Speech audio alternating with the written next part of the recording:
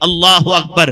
پیغمبر رحمت صلی اللہ علیہ وسلم کی بارگاہ میں ایک مطلقہ خاتون حاضر ہوئی, صحابیہ حاضر ہوئی, عرض کرنے لگی یا رسول اللہ صلی اللہ تعالی علیہ وسلم, وہ فلاں شخص جو ہے, فلاں دو شخص ہیں جو مجھے اپنے لیے رشتہ بھیجے ہیں, سرکار آپ کا کیا مشورہ ہے؟ اب غور سے سنیں رشتے کے سلسلے میں پیغمبر رحمت صلی اللہ علیہ وسلم کیا جواب دیتے ہیں.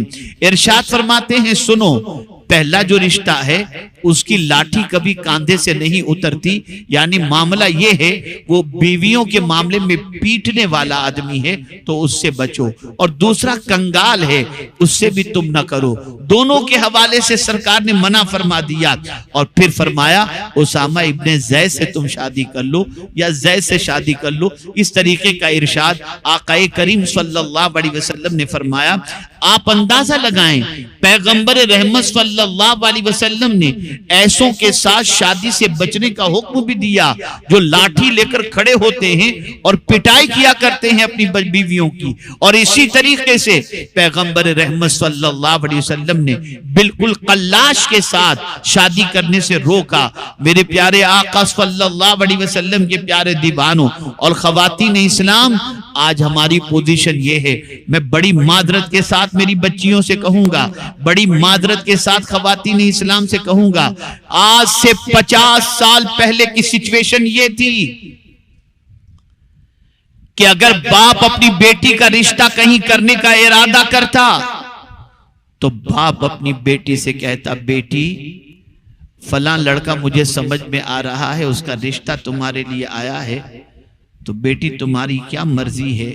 تو بیٹی گردن جھکا لیتی اور مثبت انداز میں جواب دیتے ہوئے کہتی ابا جتنا آپ میرا بہتر سوچیں گے اتنا کوئی دوسرا بہتر نہیں سوچ سکتا. لیکن آج حالات بدل گئے, آج سوچ بدل گئی. آج ایک باپ یا ماں اپنی بچی کا رشتہ کرنا چاہے اور بچی دنیاوی تعلیم سے آراستہ ہے یا ماڈرن ٹائپ کی بن چکی ہے, تو باپ اپنی بیوی سے کہتا ہے, شوہر اپنی بیوی سے ذرا پوچھ لو کہیں کوئی مسئلہ تو کسی کے ساتھ نہیں ہے نا اس کا, ہم یہاں رشتہ کرنے جاتے ہیں. حالات کتنے بدل چکے, معاملات کتنے بدل چکے. وہ بچیاں کل جو سر جھکا کر رشتہ کر لیتی تھی آج ببانگے دول کہتی ہے ابا مجھے فلاں پسند ہے, فلاں کے ساتھ مجھے رشتہ کرنا ہے. آپ ذرا سوچیں حالات کتنی تیزی سے بدل گئے. بچیاں بگڑ رہی ہیں, بچیاں برائیوں کی دہلیز پر پہنچ رہی ہیں, اور اتنی بے وقوف ہوتی ہیں بچیاں, اتنی نادان ہوتی ہیں بچیاں. کوئی حسن کی تعریف کر دے, کوئی چہرے کی تعریف کر دے, کوئی انداز کی تعریف کر دے, کوئی لباس کی تعریف کر دے, اور کوئی کہہ دے کہ میں تم پر اپنی جان قربان کر دوں گا, تو پوری زندگی بچیاں داؤ پر لگانے کے لیے تیار ہو جاتی ہیں. اور اس کے بعد چند دنوں کے رشتے کے بعد اور تعلقات کے بعد ان کو اس طریقے سے پھینک دیتے ہیں ٹیشو کی طرح کہ ان کی زندگیاں سوائے تڑپنے اور بلکنے کی اور کچھ نہیں ہوتی. یاد رکھیں اور اچھی طریقے سے یاد رکھیں, بے وقوف بننے سے بچو, دھوکہ کھانے سے بچو, اور اسی کے ساتھ ساتھ دنیا کے ان نوجوانوں کے مکر و فریب سے بچو جو نوجوان تمہیں ہتھیلی میں چاند دکھائے, تمہیں جو ہے چاند آسمان سے توڑ کر لانے کی بات کرے. ایسوں کے مکر و فریب سے بچو. بلکہ یاد رکھیں ایسوں کے چکر میں, بلکہ کسی کے بھی چکر میں نہ آؤ. یاد رکھیں دنیا کے اندر ہر تجربہ کار سے انسان مشورہ لیتا ہے. آپ کو کہیں دکان خریدنی ہے تو آپ مشورہ لیں گے یہ علاقے میں دکان چلے گی کہ نہیں چلے گی. کوئی بلڈر ہے زمین فروخت کر رہا ہے یا فلیٹ فروخت کر رہا ہے, دو چار سے مشورہ کریں گے اس سے فلیٹ لینا چاہیے یا نہیں لینا چاہیے. میں پوچھنا چاہتا ہوں جب دنیا کے ہر معاملے کے اندر تجربہ کار سے مشورہ کرتے ہو تو بتاؤ تمہارے ماں باپ سے بہتر شادی شدہ زندگی کا تجربہ کس کے پاس ہوگا؟ لیکن آج بچیاں بھاگ رہی ہیں، آج بچیاں ادھر سے ادھر ہو رہی ہیں، نہ مذہب دیکھ رہی ہیں، نہ رشتہ دیکھ رہی ہیں، نہ حالات دیکھ رہی ہیں، نہ کوئی چیز دیکھ رہی ہیں، جذبات کے بہاؤ میں بہہ کر کے اپنی دنیا اور آخرت برباد کر دیتی ہیں۔ چند لمحوں کی ہوس اور چند لمحوں کی باتوں کے اندر گرفتار ہو کر اپنی دنیا اور آخرت کو تباہ کر دیتی ہیں۔ پیاری بچیوں، ایسے ماحول سے بچو، ایسی عادتوں سے بچو، ایسی سوچ سے بچو، اور خبردار خبردار کبھی کسی لڑکے سے تعلقات قائم کرنے کا تصور کبھی بھی قائم نہ کرنا، اور ہمیشہ اس سے بچنا، اس لیے کہ جتنا تمہارا بھلا اللہ کے رسول چاہتے ہیں، دنیا میں کوئی انسان اتنا تمہارا بھلا نہیں چاہتا۔ اللہ اکبر۔ پیغمبر رحمت صلی اللہ تعالی علیہ وسلم نے عورتوں کو نگاہیں نیچی رکھنے کا حکم دیا، پروردگار نے نیچی نگاہ رکھنے کا حکم دیا۔ قل للمؤمنات یغضضن من ابصارہن وَيَحْفَظْنَ فُرُوجَهُنَّ، میرے محبوب مومنات سے کہہ دیجئے، اپنی کنیزوں سے کہہ دیجئے، آپ کی ماننے والیوں سے کہہ دیجئے کہ وہ اپنی نگاہوں کو نیچی رکھیں۔ العیاذ باللہ، آج کیا نہیں ہو رہا، موبائل کے ذریعے کیا نہیں ہو رہا، کس طرح سے تصویریں شیئر کی جاتی ہیں۔ العیاذ باللہ، حالات بڑی تیزی سے کروٹ لے رہے ہیں، بچیاں جلدی ڈپریشن کی شکار ہو رہی ہیں، مختلف بیماریاں ان کو دعوت دیتی نظر آتی ہیں۔ وجہ یہی سارے خرافات۔ اب سوال یہ پیدا ہوتا ہے، عورتوں کو کرنا کیا چاہیے، بچیوں کو کرنا کیا چاہیے؟ تو میں بڑی ذمہ داری کے ساتھ عرض کرتا ہوں، میری بیٹیوں، دینی ماحول کریٹ کرو۔ جب تم بیٹھو تو تمہاری زبان پر کسی سیریل یا پکچر کا تذکرہ یا ہیروئن کا تذکرہ یا ہیرو کا تذکرہ نہ ہو۔ جب بھی تم بیٹھ کر تذکرہ کرو تو کبھی قرآنی واقعات کا تذکرہ کرو، کبھی خاتون جنت کا تذکرہ کرو، کبھی امہات المؤمنین کا تذکرہ کرو، کبھی تعلیم یافتہ خواتین کا تذکرہ کرو، اور جہاں کہیں بھی رہو اپنی عزت اور اپنے وقار کے ساتھ رہو، اپنی وقار کو اور تقدس کو پامال نہ کرو۔ اگر تم رہ گئی تو تمہاری نسلوں کا سنورنا بہت مشکل ہو جائے گا۔ بلکہ آج کواری بچیوں کو تو چھوڑیے، وہ تو اپنی جگہ پر ان کا ایشو ہے، بہت ساری شادی شدہ عورتوں کا بھی معاملہ بڑا خطرناک چل رہا ہے۔ اللہ رحم و کرم فرمائے، شوہر سے اپنے موبائل کا پاسورڈ چھپا کے رکھتی ہیں، اور شوہر کے جانے کے بعد نہ جانے کس کے ساتھ گپ شپ میں مصروف ہو جاتی ہیں، گندی باتیں کرنا، فحش باتیں کرنا۔ بھول چکی ہیں کہ اللہ کو جواب دینا ہے، بھول چکی ہیں کہ اللہ کے رسول کی بارگاہ میں حاضر ہونا ہے۔ یہ ساری چیزیں فراموش کر کے گناہ کے دلدل میں ڈوبتی چلی جاتی ہیں، پھر گھر کی زندگی برباد ہو جاتی ہے، سکون غارت ہو جاتا ہے۔ ایک بات ذہن کے اندر محفوظ کر لو، جب اس دنیا میں آئے ہو تو پرماننٹ رہنے کے لیے نہیں، ایک دن اللہ کی بارگاہ میں جانا ہے، جہاں ایک ایک چیز کا سوال ہوگا، ایک ایک عمل کا سوال ہوگا، ایک ایک لمحے کا سوال ہوگا، زندگی کیسے گزاری یہ سوال ہوگا۔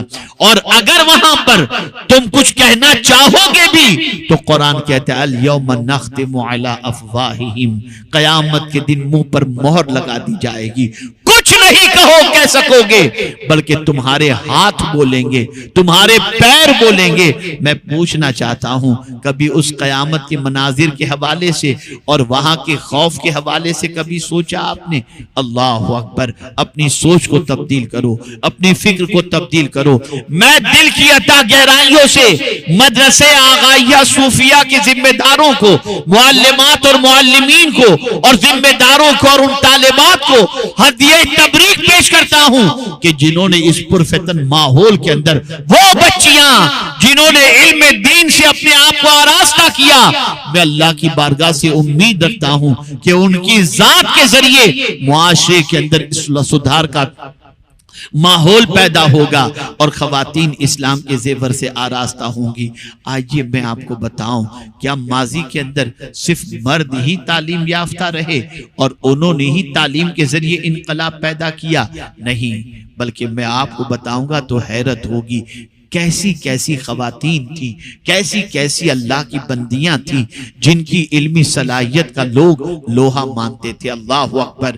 جب صحابہ کا وصال ہونے لگا، آہستہ آہستہ تابعین بھی اس دنیا سے جانے لگے، اور سچویشن ایسی ہوئی کہ بہت سارے حافظین حدیث اس دنیا سے کچھ کرنے لگے، تو امیر المؤمنین عمر ابن عبدالعزیز رحمت اللہ تعالی علیہ نے گورنر کو طلب فرمایا اور ارشاد فرمایا تدوین حدیث کا کام شروع کرو، سرکار کی حدیثوں کو جمع کرنے کا کام شروع کرو، اس لیے کہ صحابہ اٹھ رہے ہیں، کہیں سرکار صلی اللہ علیہ وسلم کے فرامین ضائع نہ ہو جائیں، لیکن تم حدیثیں کس سے جمع کرو گے؟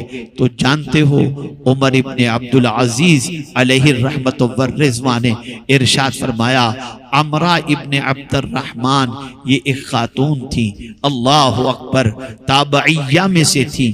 جانتے ان کا مقام کیا تھا؟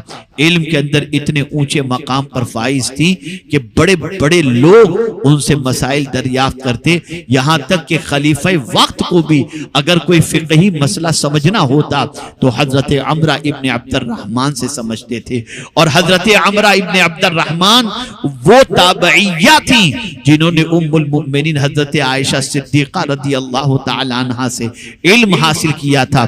3 خواتین ایسی تھیں جنہوں نے علم میں ام المؤمنین حضرت عائشہ صدیقہ سے بہت زیادہ استفادہ کیا۔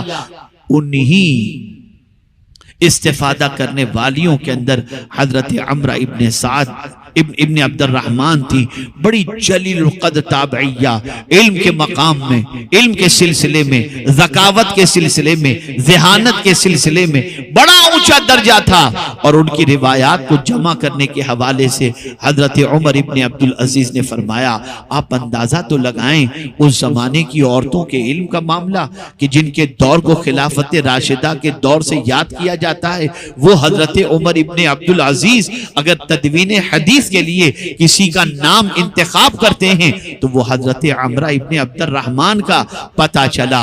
خواتین کا علمی کارنامہ بھی بہت بڑا ہے، ان کی قربانیوں کی وجہ سے علم بہت دور تک پہنچا، ان کی قربانیوں کی وجہ سے علم کا معاملہ بہت پھیلا، لیکن اللہ اکبر آج وہ جذبہ سرد ہوتا چلا گیا۔ خواتین جو ہے وہ علم دین کی طرف توجہ نہیں دے رہی، لیکن ایسا بھی نہیں، آج بھی بہت ساری عالمہ ایسی ہیں، بہت ساری معلمات ایسی ہیں جو علم کے سلسلے میں تگودو کر رہی ہیں، بہت ساری طالبات ایسی ہیں جو علم کے سلسلے میں تگودو کر رہی ہیں، محنت کر رہی ہیں، اور اپنے آپ کو علم کے زیور سے آراستہ کر کے معاشرے کو علم کے اندر ڈبا دینا چاہتی ہیں اور علم کے زیور سے آراستہ کرنا چاہتی ہیں۔ اللہ اکبر، وہ عابدہ بھی ہوتی تھی، صرف عالمہ نہیں ہوتی تھی، وہ بہت بڑی صالحہ بھی ہوتی تھی، عابدہ ہوتی تھی، طاہرہ ہوتی تھی، ان کی سوچ بھی پاک ہوتی، ان کی زندگی بھی پاک ہوتی، ان کا ذوق بندگی دیکھنے کے بعد ان کی شاگرداؤں کے اندر بھی ذوق بندگی پیدا ہوتا، ان کی اخلاق کو دیکھنے کے بعد بچیوں کے دل میں اخلاق کا جذبہ پیدا ہوتا، ان کی پاکیزہ زندگی کو دیکھنے کے بعد بچیوں کے دل میں پاکیزہ خیال پیدا ہوتا، اور اسی طریقے سے ان کی زندگی کو دیکھنے کے بعد ان کی زندگی کے اوپر چلنے کا جذبہ پیدا ہوتا۔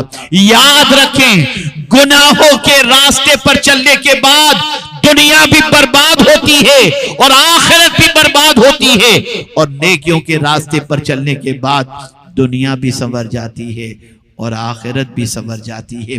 اے خواتین اسلام، تم علم کے زیور سے آراستہ ہو جاؤ، ہر بچی علم حاصل کرے۔ میں یہ نہیں کہتا دنیاوی علم حاصل نہ کرے، لیکن پردے کی پابندی کے ساتھ بغیر خلط ملت کے اگر کوئی دنیاوی علم بھی حاصل کر سکتا ہو تو ان خاتون کو دنیاوی علم بھی حاصل کرنے میں کوئی مذائقہ نہیں، لیکن دین پرائیورٹی میں ہونا چاہیے۔ دین کو پہلے سیکھو، اللہ اور اس کے رسول کی بتائی ہوئی تعلیمات کو اور ارشادات کو پہلے سیکھو۔ اللہ اکبر، آپ جانتی ہو عورت کے پائے استقامت کی بنیاد پر نہ جانے کس کس طریقے سے اسلام کے اندر بہاریں آئیں۔ ایک ماں کا رول میں آپ کے سامنے پیش کروں۔ اللہ اکبر۔ میرے پیارے آقا صلی اللہ علیہ وسلم کے پیارے دیوانوں اور خواتین اسلام، تاریخ میں ایک ایسی ماں بھی ملتی ہے، عیون الحکایات کے اندر یہ واقعہ موجود ہے۔ اللہ اکبر۔ آپ جانتے ہیں ایک ماں کے کم و بیش 6 بچے تھے، وہ عورت بیوہ تھی اور اللہ عز و جل کی اطاعت گزار، رسول اعظم صلی اللہ علیہ وسلم کی فرما بردار تھی، زندگی گزر رہی تھی، اور یہ بچے بھی اس کے دعوت و تبلیغ کے میدان کے اندر بہت آگے نکلے ہوئے تھے، فروغ اسلام کے سلسلے میں جد و جہد کرتے تھے۔